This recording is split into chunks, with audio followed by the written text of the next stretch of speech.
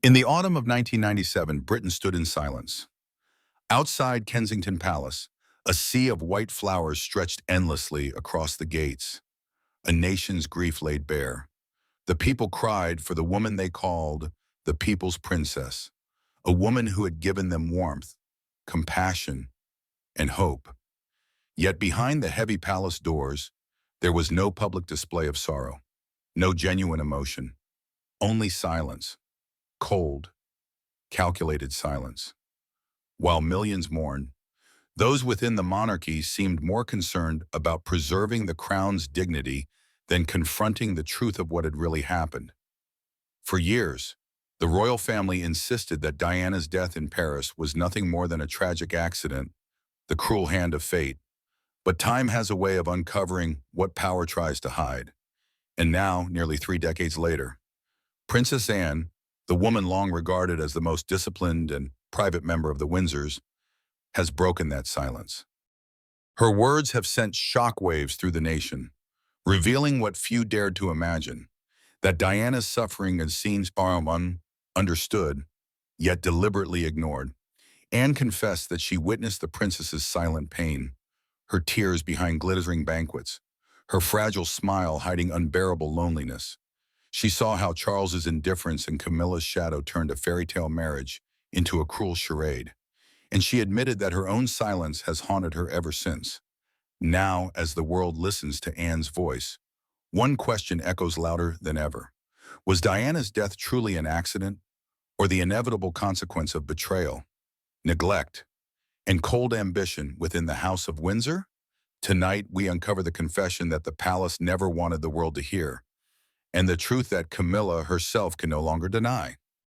To the British people, Anne has always been the embodiment of discipline, aloofness, and iron will. She dislikes spectacle, rejects theatrics, and has no patience for pretense. If Diana symbolized tenderness, warmth, and empathy, Anne was her opposite, guarded, unyielding, often severe. Yet it is precisely that contrast which made Anne the most credible witness to Diana's pain. Within palace walls, where deception was survival, Anne was one of the few who saw the raw truth. At lavish dinners, as chandeliers scattered light across crystal glasses filled with red wine, Diana often sat quietly at the edge of the table. Her face wore its familiar, gentle smile, her blue eyes shimmering under the glow. But look closely, and it wasn't joy at all. It was sorrow, thinly veiled. And Charles, the Prince of Wales, the man meant to hold her hand, sat not far away, gazing longingly at Camilla as if Diana had never even existed. What bitter irony that the woman the world hailed as England's princess was reduced by her own husband to the role of an outsider, an intruder in her own family. Surrounded by royal fanfare and false laughter, Anne witnessed it. She recalled moments when, amid the revelry, Diana's eyes glistened red, her hands trembling as she forced herself to smile for the cameras. That night, when the banquet ended, Anne stumbled upon Diana sitting alone in a long corridor, candlelight casting her frail shadow against the wall. I could have walked to her, comforted her, Anne confessed. But I walked away. And now, every time the memory returns, Anne feels a stab of pain, like a knife twisting in her chest. The coldness of Charles and Camilla wasn't just Diana's private anguish. It was a public humiliation of her role as princess. Love may be a personal matter, but when that love destroys a woman before the eyes of millions, it ceases to be private. Camilla sat there, smug and unashamed, speaking and laughing with Charles right in front of Diana. And Charles, the man destined to be king, saw nothing wrong with it. He let his young wife drown in loneliness, while his mistress was given space, influence, and presence in their marriage. If that isn't betrayal laid bare, then what is? Diana once confided in Anne that she felt like a bird trapped inside a golden cage. To the outside world, she was adored, celebrated, and admired. But behind palace walls, she was suffocated by betrayal, whispers, and relentless scrutiny. Many nights, Diana wept and confessed, I just want to be loved. I just want a real home. Hearing those words, Anne stayed silent. She knew that with Charles and Camilla, true love was never something Diana was going to have. On one royal tour, Anne noticed how frail Diana had become. Her face pale, her body drained, yet still. She forced a smile, waving to thousands of cheering people. As the carriage passed, Charles didn't even glance at his wife. Instead, he leaned over and whispered something to Camilla, seated just behind. That image, Anne admitted, haunted her for years. That was the moment I realized she was utterly alone, even with millions applauding her. She recalled, "The truth is, Anne never cared for melodrama, but her silence made her a bystander.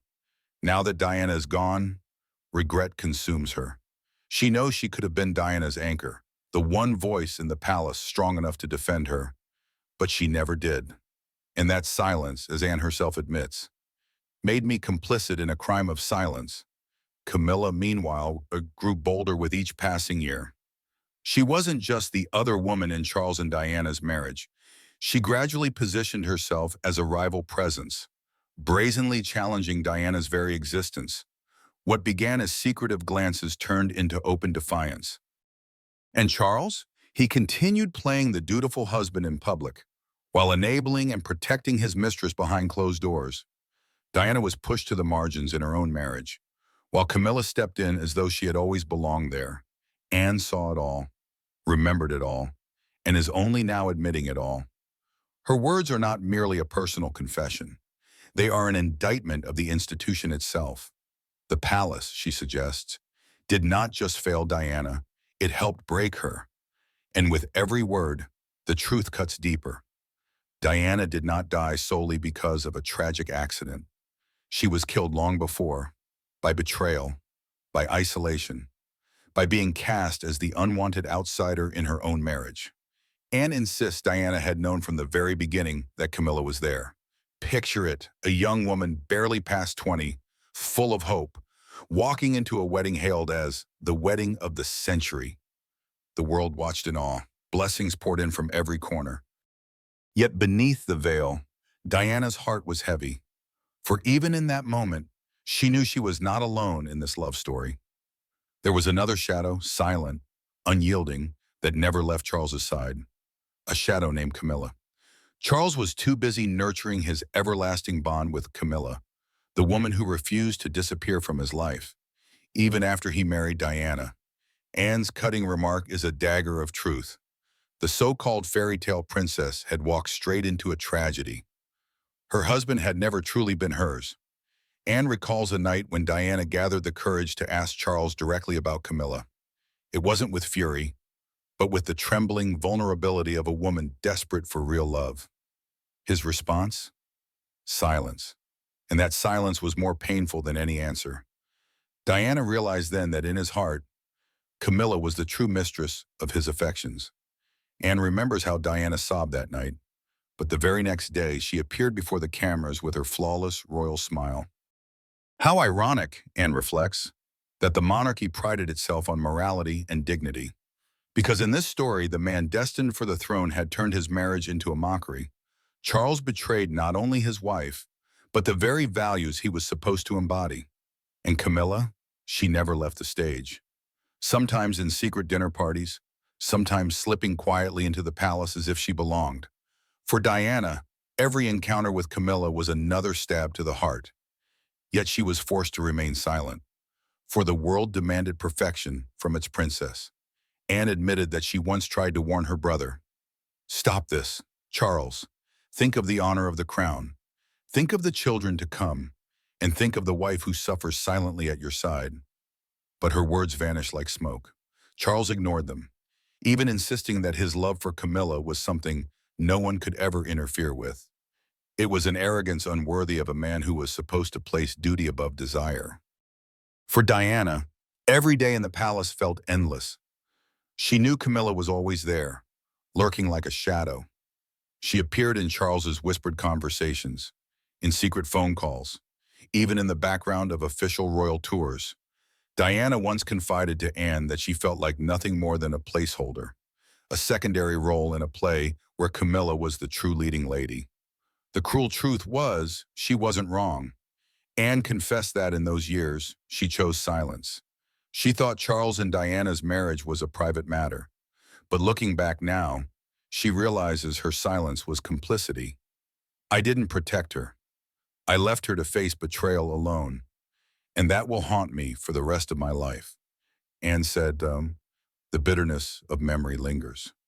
Anne recalls the grand ceremonies where Diana shone under the flash of cameras, while Charles stood at her side with a cold, detached face. The crowds roared, praising them as the perfect royal couple. But only those inside it knew it was theater, an elaborate facade. And Anne, the silent witness, saw everything yet could change nothing. Now, as these truths resurface, public outrage grows fiercer. Diana, England's rose, entered marriage with a heart overflowing with love, only to be crushed by betrayal from the very people closest to her. Charles and Camilla, through their selfishness and brazen defiance, drove a woman to despair. Anne's late confessions stand as a verdict against herself. Her silence, she admits, helped the tragedy unfold. But it also exposes a deeper reality. Diana was not simply the victim of a fatal crash, but the victim of a long chain of betrayals, cruelty, and neglect, a chain of sins history will never forgive. Anne still hears Diana's words echoing like a wound that never heals. Diana often told her she felt trapped inside a golden castle. It sounded glorious from the outside, but inside it was nothing more than a gilded prison, where walls of gold hid loneliness, fear, and despair.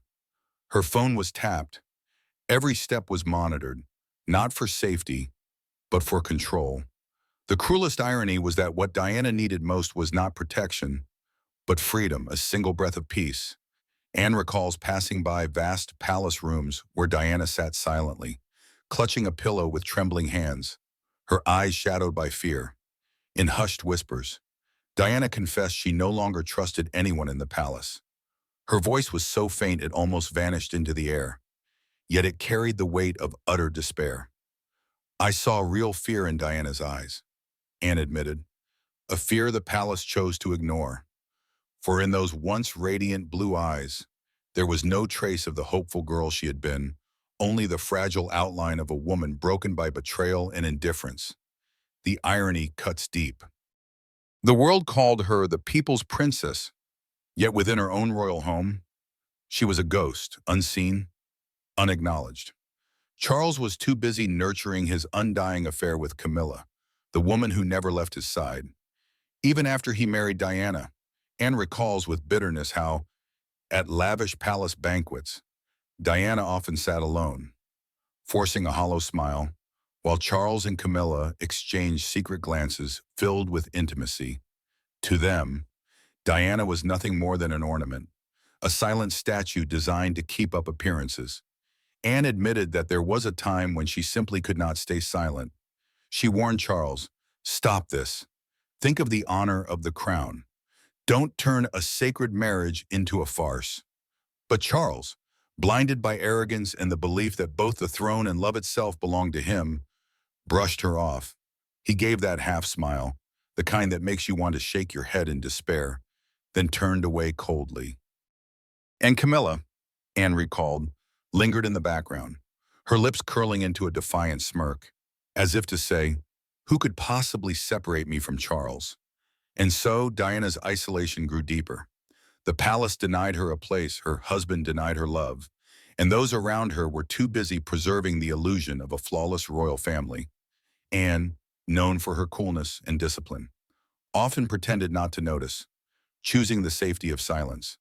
But as time passed, she found it unbearable to watch Diana wither away before her eyes. In quiet moments, Anne began to turn her questions inward.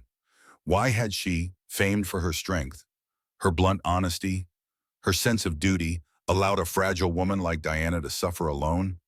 There were nights, Anne confessed, when she could not sleep. The image of Diana in that vast, lonely room, her terrified eyes and the whisper, "I don't trust anyone anymore," haunted her like a refrain. And Anne knew then that the guilt was not Charles's or Camilla's alone. It belonged to everyone who chose silence. Anne remembered vividly the rare evenings when the two women could speak in private. It was then that Diana finally opened her heart. She no longer wanted to endure the shackles of the British royal family. Her voice trembled, yet her eyes burned with resolve. Anne, I want to leave England. I want to go with Dodie. I want to start over. This was not another lament. It was a plan of escape. A plan Anne, with her own intuition, knew was far too dangerous to ever succeed. She admitted that her fear, upon hearing those words, was not for Diana's desire to find happiness, but for what Diana knew. And in this family, Anne confessed, her voice breaking, those who know too much rarely live in peace. It was not just a vague unease, but a warning etched deep in her mind. For Anne had seen how the royal family buried the truth, how they dealt with those who dared defy them, and how they used silence to smother every inconvenient voice. The irony was staggering. The woman once dismissed as an outsider in her marriage to Charles had become a thorn in the side of the monarchy, simply because she carried too many truths. Charles, meanwhile, was forever absorbed with Camilla, him, his undying mistress, whom he no longer even bothered to conceal. While Diana fought desperately for freedom, Camilla hovered, relentless as a shadow, turning every effort of Diana's into an exercise in futility. Charles nurtured Camilla as if she were an eternal passion, Anne said bitterly, while Diana was treated merely as a name, necessary only to keep the throne steady. Yet in her heart, Anne remembered Diana not as the glamorous princess the world adored, but as a woman shrinking before her eyes, her gaze a blend of fear and determination. She no longer wanted to cry alone in golden chambers. She wanted to leave. She wanted to live. And tragically, that simplest of desires became the gravest threat to an entire system of power. Then came that fateful night in Paris. Anne said she would never forget the feeling when she heard the news. The lights of Paris flickering in memory, the car speeding through dark tunnels, the sickening crash, creaking metal, shattering glass, the chaos of final moments. Diana, the woman who had longed for a new beginning, met her end in a night of blood and twisted steel. Before her dream of freedom could ever take form, the world was told it was an accident. An accident? Strange, isn't it? How that accident unfolded like the perfect script to silence the most troublesome voice in the monarchy. That night, the public wept. Paris lit its candles. Millions of hearts broke. But inside the palace, there were faces so cold they chilled the blood. Faces that betrayed not sorrow, but relief. Relief that a dangerous problem had finally been removed. Anne admitted she could never forgive herself for not doing more to save her sister-in-law. She had seen the tragedy coming. She had warned of it. And yet in the end, she stayed silent like everyone else. I knew Diana could never live in peace while carrying so many truths. And yet, I let it all happen. It was a confession that sent a chill down the spine of anyone who heard it. And what about Charles? After Diana's death, he quickly became free. Free to be with Camilla. Free to live out what he called his true love. The irony is bitter. His love could only fully bloom once his lawful wife was buried in the ground. And Camilla, the woman who once lurked in the shadows, now walked proudly into the light, step by step toward the throne. But truth is never so easily buried. In every word of Anne's confession, the public saw more clearly the price Diana had paid. The price of a woman who dared to love, to dream, and to speak out. And that tragedy, no matter how much the palace tried to conceal it, remains an indelible stain on the history of the British monarchy. Anne recalled the moment she heard the news of the crash. It felt as if her heart had been crushed in an iron grip. But that pain was only the beginning. For what haunted her more was the chilling reaction inside the palace afterward. The world outside was drowning in tears. Millions of candles lit up the night in Diana's memory. Yet within the gilded halls of royalty, the air was thick with a cold detachment that was horrifying to witness. Diana's death didn't shake the palace's heart. It only stirred cold calculations. Anne admitted bitterly. And in that moment, she saw clearly the vast and terrible gulf between the love of the people and the indifference of her own family. While the public was collapsing in grief, Charles and Camilla remained disturbingly unmoved. No tears, no shock.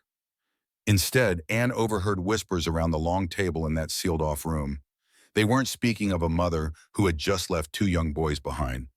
No one mentioned the woman who had given her youth to carry the image of the monarchy. They only spoke of media damage, of what the public will think, of how to protect the dignity of the crown. The irony is grotesque. In the darkest hour, Diana's death was weighed like a public relations equation. Camilla, branded the other woman for years, even chimed in with a chillingly casual tone, as though she were already the rightful wife. We must control the narrative. We cannot let the public dig into the past, Camilla said, her voice as cold as if she were talking about cleaning up a mess, not the death of a human being. And Charles, the man who should have been in the deepest pain, repeated only one line: "We must protect the monarchy." Anne bitterly recalled that he never once uttered Diana's name throughout the entire conversation.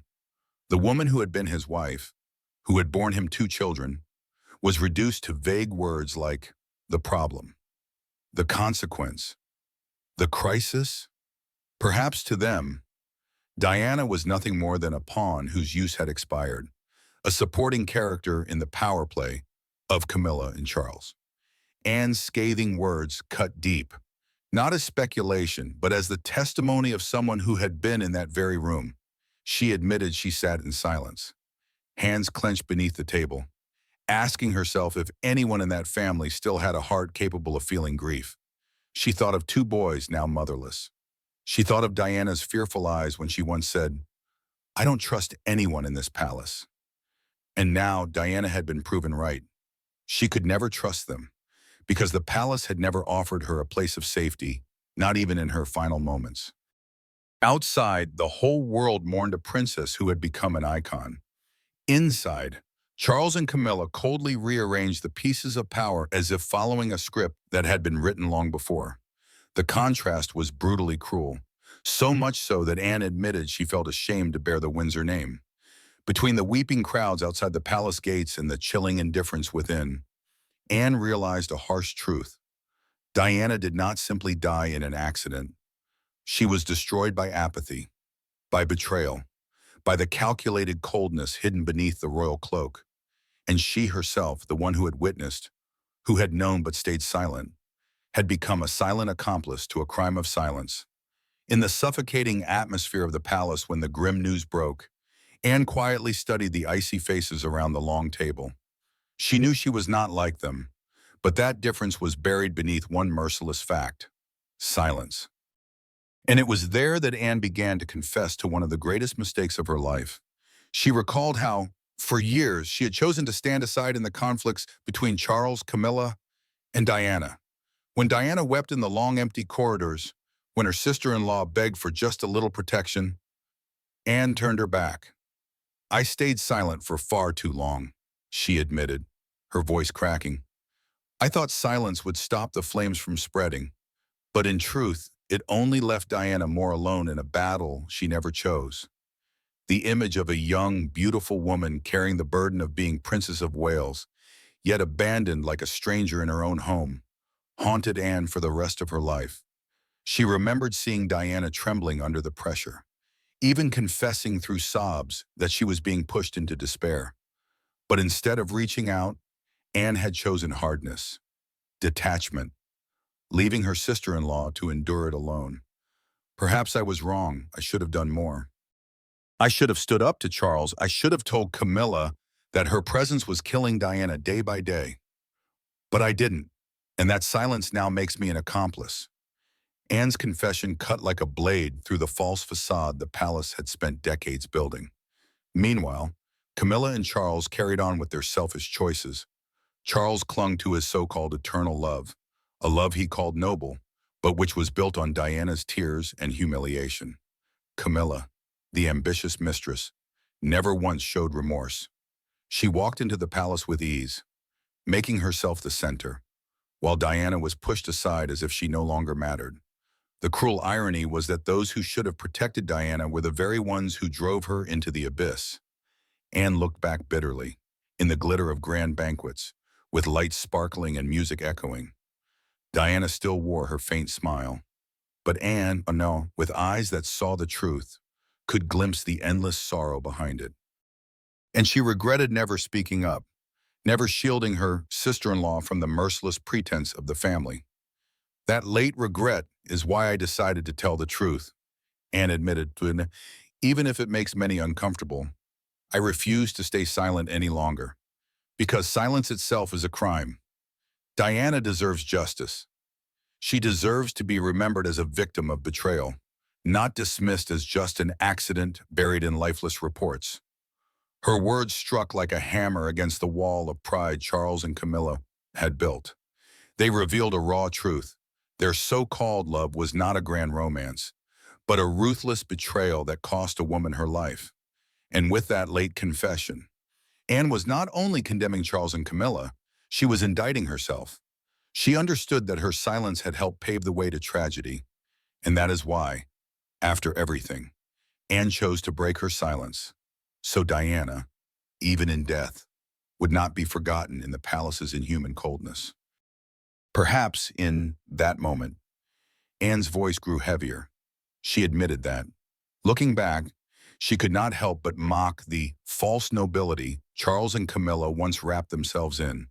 They claimed they were true to their hearts, that their love was destiny. Absurd. What destiny is built on betrayal and another woman's tears? Diana, her sister-in-law, had endured a marriage that drained her soul, where her smile was nothing more than a mask hiding wounds in her heart. Anne bitterly confessed she had failed to protect Diana as any family should. It was the palace's pretense, its cold obsession with maintaining the image, that left Diana utterly alone. And then came the brutal end, like a sharp blade in the dark. Anne's voice broke when she recalled the two little princes, William and Harry, dressed in black suits, their shoulders trembling in the cold London wind, walking silently behind their mother's coffin, an image that scarred the world forever. Their sorrowful eyes and tightly pressed lips, holding back tears, were not only heartbreaking, they were the harshest judgment on Charles and Camilla. They should have had a whole family. They should never have grown up haunted by the thought that the only parent who loved them unconditionally was taken from them in torment. Anne admitted, her voice breaking. She feared that the estrangement between William and Harry today, the distances that may never heal, are the direct consequences of that wound that never closed, a wound that Charles and Camilla, no matter how many crowns they wear, can never erase. And it was when she spoke of William and Harry's pain that Anne realized she could no longer remain silent. Deep down, she knew this tragedy was not just about the death of a mother, but the beginning of fractures the royal family still carries to this day. With heavy eyes, Anne whispered a bitter confession. If Diana had lived, the history of the British monarchy would have been different. Yes, Diana was more than a princess. She was the soul of an era, the heartbeat of the people. And the cruel truth is that while the world wept for her, those who betrayed her carried on, as if her death was just another chapter closed so their play could continue. Camilla may sit on the throne, Charles may wear the crown, but the ghost of Diana is something they will never escape. No matter how high the palace walls, no matter how many grand ceremonies are staged, the image of that lonely woman trapped in her gilded cage will always return, an eternal accusation. Anne knew too well her regret could never rewrite the past. All she could do was speak the truth, so the public understood that not everyone in the royal family was blind to Diana's suffering. But her confession also exposed the true face of Charles and Camilla, a selfish love built on the sacrifice of another woman, an ambition so hungry for power it crushed even the tears of two children. And that is the heaviest verdict of all, the verdict of conscience and memory, something no crown can ever erase. So what do you think of these revelations? Will the truth ever fully come to light, or will it remain buried beneath the palace's glittering facade? Share your thoughts, pass on this story, and together, let's make sure Diana's memory never fades from the heart of the people.